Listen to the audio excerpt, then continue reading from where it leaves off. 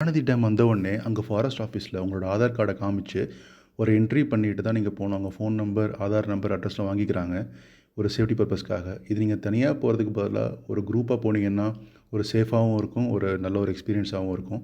நீங்கள் போகிறப்பவே வந்து அந்த டேமை தாண்டி தான் போகணும். அதுக்கப்புறம் 30 மினிட்ஸ் ஒரு அழகான ரிவர் வரும். நீங்கள் கொஞ்சம் பாத் பண்ணிவிட்டு ரிலாக்ஸாக இருந்துட்டு அதுக்கப்புறம் போனீங்கன்னா அத்திரிமலை கோவில் வரும்.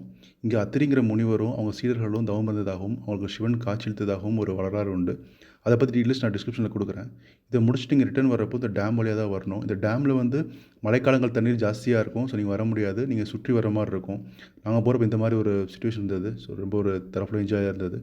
இதை முடிச்சுட்டு நாங்கள் ஊருக்கு கிளம்பி போகிறப்போ தென்காசி அது வழியாக போனோம். அங்கே இருக்கிற காட்சிகள் இன்னும் ரம்மியமாக இருந்தது.